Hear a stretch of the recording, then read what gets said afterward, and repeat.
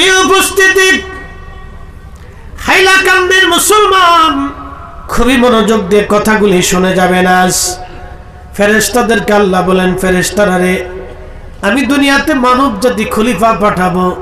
আমরা দুনিয়ার আল্লাহর এমন খলিফা হলাম, আমরাই সুদ খাই, আমরাই ঘুষ খাই, আমরা অন্যের জমি দখল করি, অন্যের জমিন নিয়ে আমরা মারামারি করি, অন্যের সম্পদ মেরে খাওয়ার জন্য আমরা চেষ্টা করি। কি কথা বলেন, ঠিক কিনা?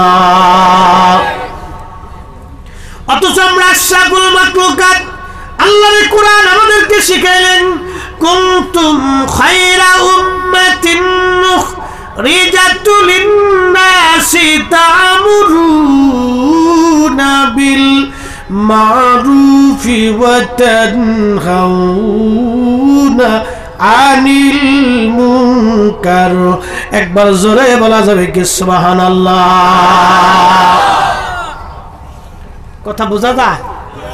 প্রথম পরিচয়, আমরা কি? মানুষ। জোরে বলেন, আমরা কি?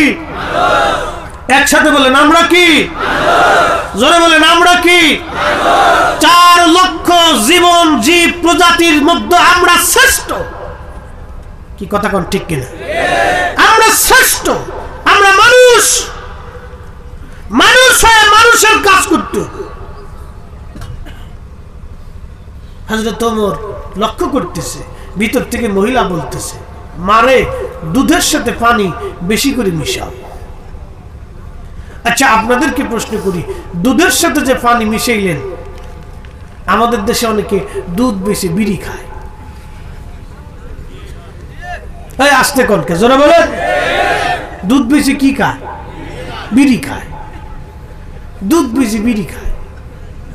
মানুষ খাচ্ছে, খুব খাচ্ছে। মানুষে জানে যে বিড়ি খাওয়া এটা মানুষের শরীরে ক্ষতি, তো খাবে। ও খুব ধুমসে খাচ্ছে, তো খাওয়ার টানটা কি আপনাদেরকে দেখায়। বিড়ি একটা ধরাই দিয়ে একটা টান দেয়, সারে কেমনে দেখেন, টানটা দিয়ে আসতে কেমনে সারে।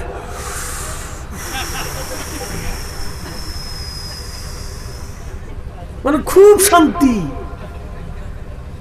লাস্টে বিড়ির পিছনের অংশটুকু দূর আছে, হেতারে কয় সুখ টান। হ্যাঁ, আপনাদের ভারতে কি বলে? বাংলাদেশে কয় সুখ টান। লাস্টে একটা সুখ টান দিব রে। আচ্ছা, বিড়ির ভিতরে সুখ আছে,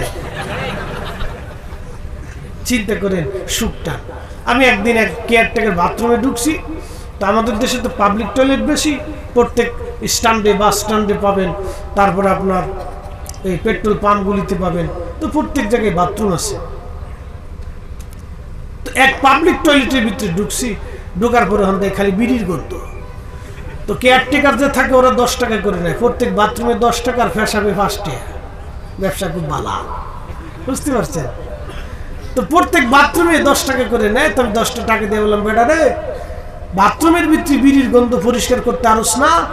হুজুর, এই আপনার আগে যেটা ঢুকছিল হাতে বই বই বিড়ি টানছে। তাহলে দুনিয়াতে এত জায়গা থাকতে বাথরুমে বসে বিড়ি টানলো কারণ কি? হুজুর, বিড়ি না টানলে বলে ক্লিয়ার হয় না।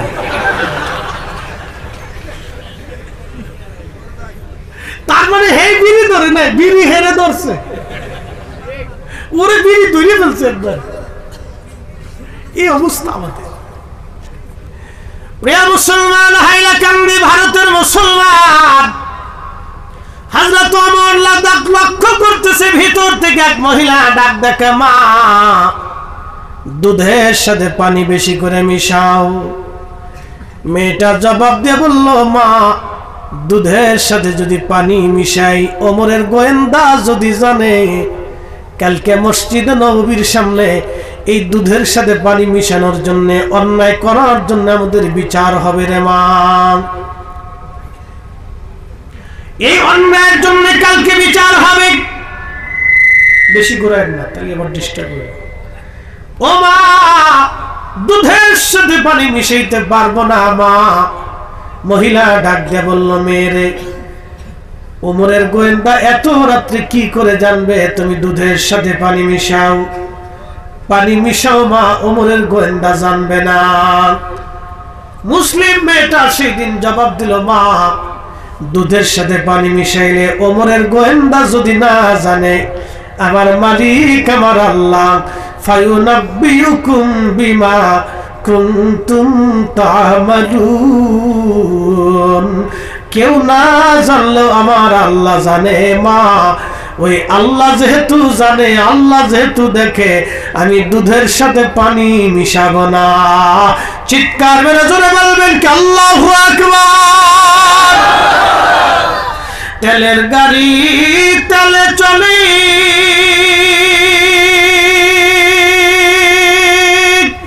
হাওয়ার গাড়ি হাওয়ায় উড়ে, বিনা তেলে চালায় গাড়ি নবী সুলাইমান।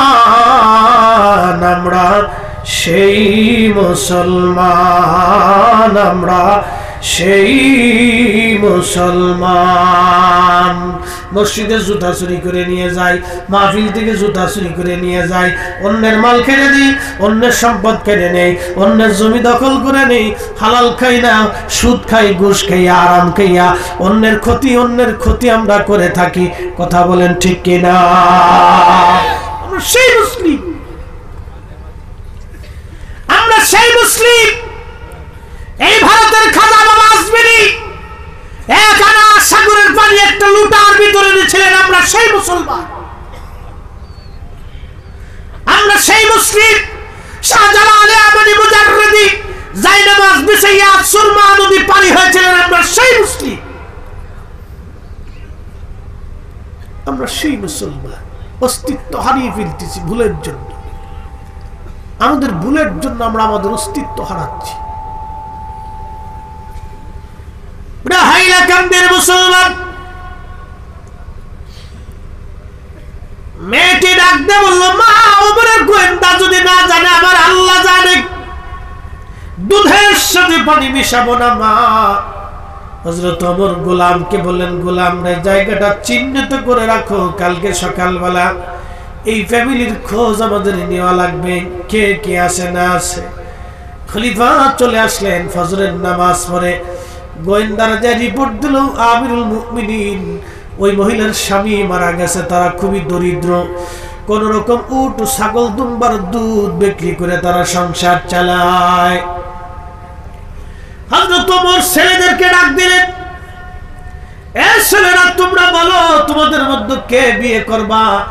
বড় ছেলে আব্দুল্লাহ ইবনে ওমর রাদিয়াল্লাহু আনহু, যিনি রাসূলুল্লাহর অনেক বড় দামি সাহাবী ছিলেন, অনেক বড় মুহাদ্দিস সাহাবী এবং মুফতি সাহাবী ছিলেন, তিনি জবাব দিলেন, না আব্বাজান, আমার স্ত্রী আছে, আমি আর বিয়ে করার প্রয়োজন নাই, আমার ছোট বোনকে আপনি বিবাহ দিয়ে দেন।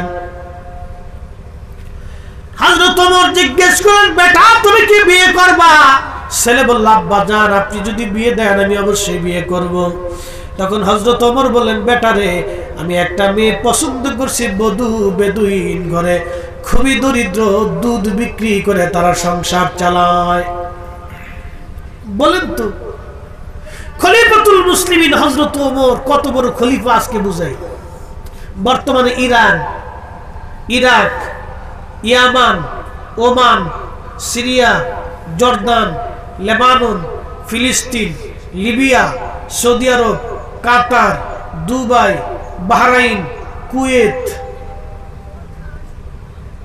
এই পুরো অঞ্চলের তিনি খলিফাতুল মুসলিমিন। কত বড় দেশের খলিফা, চিন্তা করেন তো। দুধ বিক্রি করনেওয়ালা মেয়ের সাথে ছেলের বিয়ে দিচ্ছে, আর আপনারা মেয়ে ছেলে বিয়ে দেওয়ার সময় খালি চামড়া তালাশ করেন কোনটা সুন্দর। কথা কর না।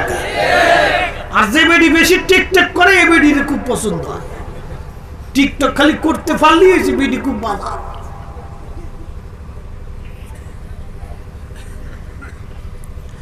হযরত ওমরের মতো মহানুভব খলিফা তিনি ছেলের জন্য বউ পছন্দ করলেন, আমানত গুজার দেখে ডেকে বললেন, ছেলে রাতের আধারে ক্ষুধার ভয়ে যে মেয়ে দুধের সাথে পানি মিশায় না, এত বড় আমানতদার মেয়ে আমার দরকার বেটা। এই পুত্রবধূই আমার দরকার। আপনারা শুনে যান, এই মেয়ের গর্ভে একটা সন্তান হয়েছিল, এই মেয়েটার গর্ভে আর একটা মেয়ে হয়েছিল, সেই মেয়ের গর্ভে আর একটা মেয়ে হয়েছিল, সেই মেয়ের গর্ভে আল্লাহ একটা ছেলে দিয়েছিলেন।